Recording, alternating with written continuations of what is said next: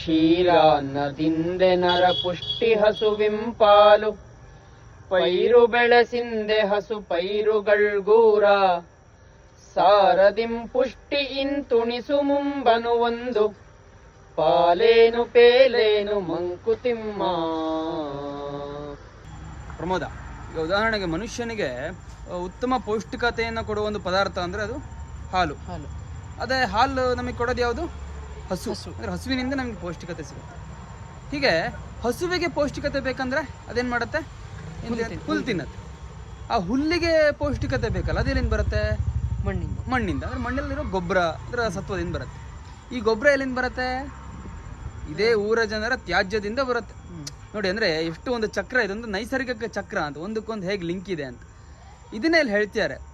ಹೀಗಿದ್ದಾಗ ನೋಡಿ, ಅದೇ ಗೊಬ್ಬರದಿಂದ ಹುಲ್ಲು ಆಗಿ ಆ ಹುಲ್ಲಿನಿಂದ ಹಾಲು, ಅಂದರೆ ಅದು ಹಸು ತಿಂದು ಹಾಲು ನಿರ್ಮಾಣ ಆಗುತ್ತೆ. ಹೀಗಿದ್ದಾಗ ಯಾಕೆ ಹಾಲಂದರೆ ಶ್ರೇಷ್ಠ, ಮಲ ಅಂದರೆ ಅಧಮ ಅಂತೇಳಿ ಕೇಳ್ತಿದ್ದಾರೆ. ಎರಡೂ ಒಂದೇ ತಾನೇ. ನೆಕ್ಸ್ಟ್ ಅದ್ರ ಅಂದರೆ ಅದರ ರೂಪ ಬೇರೆ ಅಷ್ಟೇ, ಸತ್ವ ಒಂದೇ ಅಂತೇಳಿ ಹೇಳ್ತಿದ್ದಾರೆ. ಈ ರೀತಿಯ ಒಂದು ಕಲ್ಪನೆಯನ್ನು ನಮ್ಮ ಮುಂದೆ ಗುಂಡಪ್ಪನವ್ರು ಇಡ್ತಾರೆ. ಅಂದರೆ ಯಾವುದು ಕೂಡ ಕೆಟ್ಟದಲ್ಲ ಅನ್ನೋ ಒಂದು ಕಲ್ಪನೆ ಅಷ್ಟೇ. ನಿಮ್ಗೇನು ಅನ್ಸುತ್ತೆ? ಯೋಚನೆ ಮಾಡಿ. ನಮಸ್ಕಾರಗಳು.